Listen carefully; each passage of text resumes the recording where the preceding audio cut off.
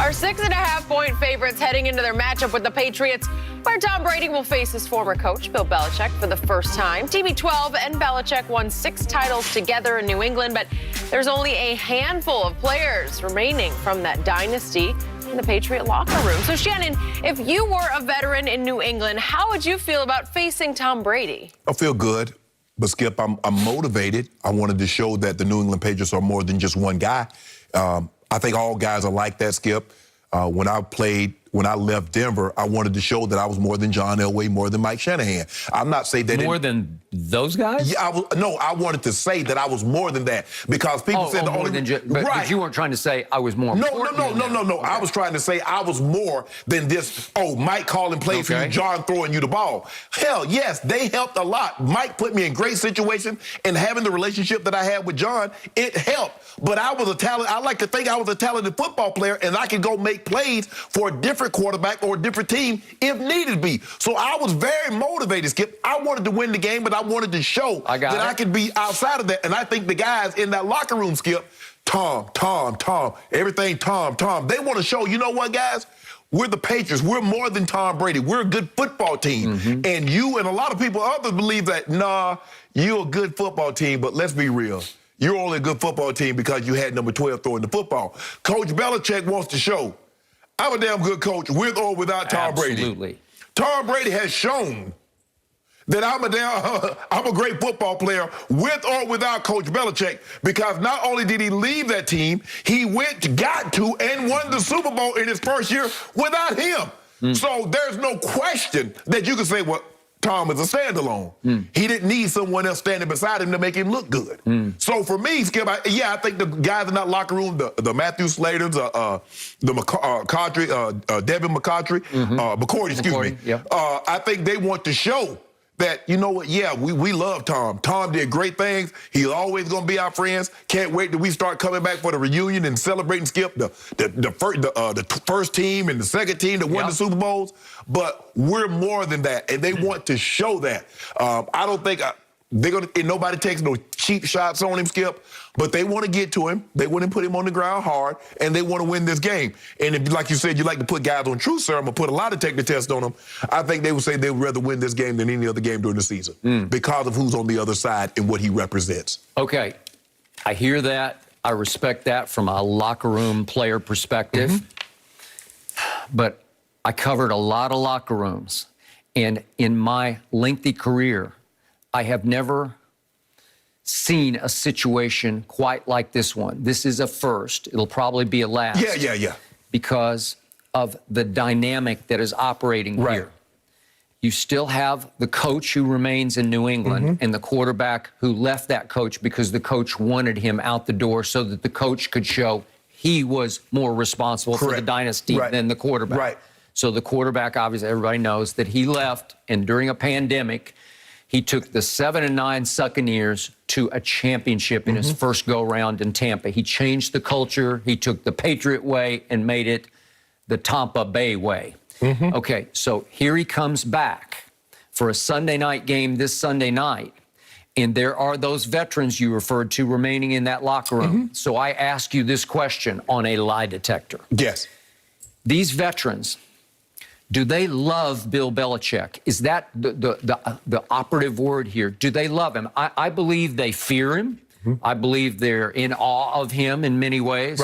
But I think there's little to no love in that locker room for Bill Belichick. I think the thing is, Skip, for me, is that whether I like or dislike my head coach, he's my head coach, and Tom Brady is the enemy. Okay. So now I put my like or dislike aside because guess what? I dislike Tom more than I dislike Coach Belichick. Well, there I disagree because I do not believe that anyone who's ever played with Tom Brady, even if they go to the other side of the football field, I don't think they can dredge up any hate or dislike for Tom Brady. When I say dislike, I'm looking at it from an opponent standpoint. You're the enemy. I'm going up against you. Okay, I got it. But deep down, lie detector, I believe all the expatriates still have much love in their hearts for Tom Brady because he's unhateable to me on the inside. On the outside, there's a world of Brady hate. But Skip, but I'm talking about people who really know him and see him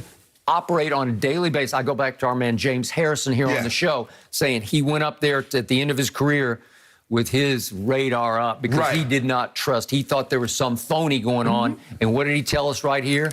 I watched close, man, and I saw the same guy in the locker room as I saw on the field or anywhere else. Right. He is who he is. Right. He's legit. Whether you love him or hate him, he is that guy at all times. It's kind of like, Skip, when James Harrison, he left the Steelers. Yep. The only thing that mattered to him, he still had friends over there, but he wanted to bear. Now, he had a different he had a different relationship with Coach Tomlin. Yeah. But that fell all apart at the end. Remember, it got because in the end, ugly. they got the players. But James, tunnel vision like he is, he just wanted to beat the Steelers. He's like, oh, they doing all that talking. That don't mean it. That don't bother me. He says, for me, I want to beat the Steelers. Yep. And I think the state is but it was never a situation. Skip, this is very unique. Because I don't know, you're gonna have to go back and you're gonna have to do better than me. Is that a guy that plays 20 years, won like they've won, getting so much credit. Coach Bill's kind of like the builder and the interior designer. Yep. Coach Belichick said, I built this thing. Tom Brady said, I'm the one that made it pretty. So who gets the credit? The guy that laid the foundation or the guy that made it pretty, Skip? So that's what they were fighting for. So now the players, I agree with you, the players are torn.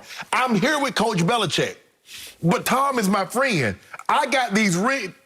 Okay, is it remember, Tom or is it Coach Belichick? Even you agreed with me. Tom was always the buffer between Belichick and the locker room. Yes. So Tom had to be the guy behind closed doors in the locker room saying, it's okay. Yes. Just live with him. It'll be okay. We're going to win in spite of it. Every team needs a guy in the locker room that's the voice of reason. Yep. And that's what Tom was. Okay. Coach Belichick was way over here. Tom Brady was bring everybody here.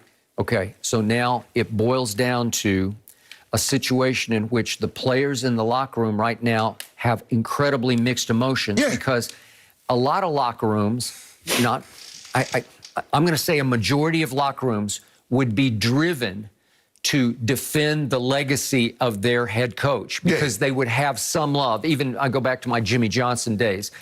I'm not saying they loved him. They did. They loved him in the end, but they also feared him. Yeah, because but that's how he coached out of. And that's Coach Belichick. Okay, but there was love for Jimmy. Right. It was way under the surface, but he was much more loved after it was all over. Right. You look back and say, I love that guy. I'm not sure anybody has ever loved Bill Belichick. Well, Skip, it's kind of like a strict or a stern parent. Yep. At the time that you're involved in it, you're a kid, you're coming up until you get out, you look back like, damn. Okay. What they told me, that was really good. That was right, and he did right. That was some tough love, right? And Emmett and Mike and Troy, like when you look back at it and you realize, man, I wish we had some more of that tough love. We done won some more. Okay, so now when those guys see Jimmy, trust me, they hug. They love him. I'm not sure Bill is ever going to be huggable after this is all over.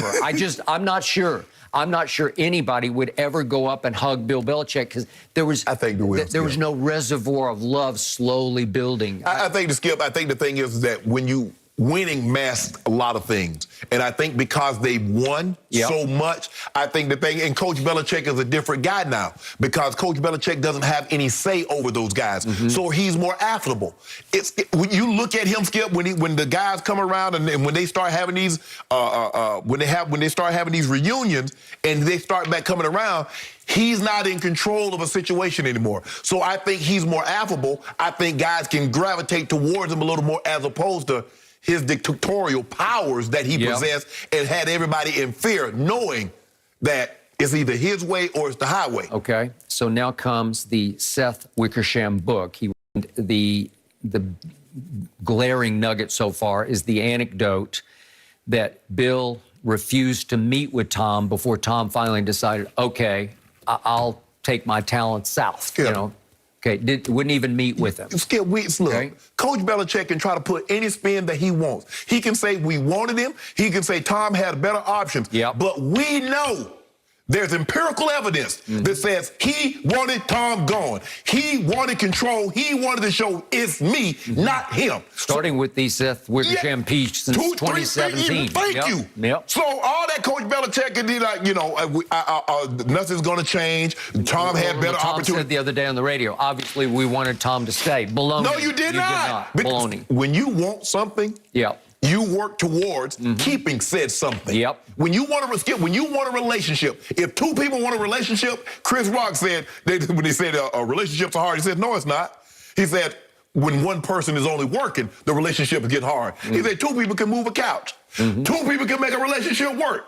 One person can't. No. I don't care how hard he or she wants it. If the other person isn't willing to work, it's not going to work, period. Coach Belichick was unwilling to make this work. Correct. That's why it didn't work. Now, he go on all the radio stations, WEEI, WKRP in Cincinnati, and any other radio station. He's not telling you the truth. As my grandmother used to say, he's misspeaking the truth. Yep. To make a long story short, and a short story very, very, very short, he lying. He did not want Tom Brady there.